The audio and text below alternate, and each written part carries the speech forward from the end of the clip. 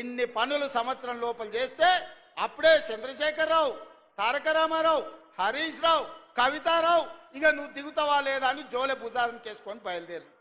ఏందయ్యా మీ కడుపు నొప్పి? 10 ఏళ్ళు మీరే ఏలిండ్రు కదా, 10 ఏళ్ళు మీరే పచ్చగున్నారు, పండిందంతా మీరే మేసిండ్రు, పచ్చగున్న కాడ మేసిండ్రు, వెచ్చగున్న కాడ వండుకురు ఫామ్ హౌస్లల్లా. మా పేదోళ్ళ గురించి ఆలోచన చేసిరా? మా పాలమూరుకు నీళ్లు తెచ్చిరా అని నేను అడుగుతున్నా. 10 ఏళ్లలో మీరు ప్రాజెక్టులు కడితే మా పాలమూరు ఎందుకు ఎడారి అవుతుంది? మా ఆడబిడ్డలు వలసలు ఎందుకు పోతారు?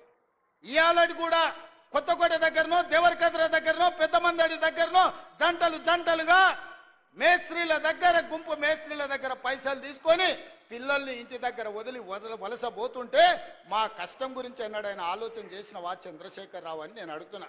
ఎన్నడైనా మా వలసలు, మా కష్టాలు, మా తట్ట పని, మా పార పని, మా మట్టి పని, మా రక్తాన్ని చెమటగా మార్చి ఈ దేశంలో ప్రతి ప్రాజెక్టు మేం కట్టినాం. బాక్రానంగల్ నుంచి నాగార్జున సాగర్ వరకు, శ్రీశైలం నుంచి శ్రీరామ్ సాగర్ వరకు మా చెమట లేకుండా, మా రక్తం దార బొయ్యకుండా కట్టిన ప్రాజెక్ట్ ఏదైనా ఉందా అని చంద్రశేఖరరావు నేను అడుగుతున్నా. మరి ఇవాళ నేను అడుగుతున్నా, 10 ఏళ్ళు 2 లక్షల కోట్లు సాగునీటి ప్రాజెక్టుల మీద ఖర్చు పెట్టిన నువ్వు మా పాలమూరు ఎందుకు పూర్తి చేయలేదు? మా కల్వకుర్తిని ఎందుకు పడావు పెట్టినవు? మా భీమా, నెట్టంపాడు, కోయిల్ సాగర్, మా సంపద కొట్లాడిన తుమ్మిళ్ళ ప్రాజెక్ట్ ఎక్కడికి పోయింది? ఆర్డిఎస్ ప్రాజెక్టు ఎందుకు ఎండిపోయిందని నేను అడుగుతున్నా. ఇవాళ మా ప్రాజెక్టులు నువ్వు ఎండబెట్టబట్టి, ఆనాడు నువ్వు ఎస్ఎల్బీసీ మేము మొదలుపెట్టి 32 కిలోమీటర్లు పూర్తి చేస్తే 10 కిలోమీటర్లలో 2 కిలోమీటర్లు వేసి పడావు పెట్టే 10 ఏళ్ళు పడావున్న ఎస్ఎల్బీసీ పనులు ఆగిపోవడం వల్ల ఇవాళ కుప్పగూలి 8 మంది ప్రాణాలు పోయినాయి. ఈ పాపం నీది కాదా చంద్రశేఖరరావు? ఈ పాపాల భైరవుడివి నువ్వు కాదా? మా ప్రాణాలను, మా ఆస్తులను కొల్లగొట్టి ఇవాళ రాయలసీమకు నీళ్లు తరలించకపోతుంటే గుడ్లు అప్పగించి చూస్తున్నావు కదా. రాయలసీమకు నీళ్లు తరలించడానికి కారణం నువ్వు కాదా? ఆనాడు రాజశేఖర రెడ్డి ఉన్నప్పుడు పోతిరెడ్డి పాడు పొక్క పెద్ద చేసి నువ్వు మంత్రిగా ఉన్నప్పుడు తండ్రి నీళ్లు తీసుకుపోయాడు.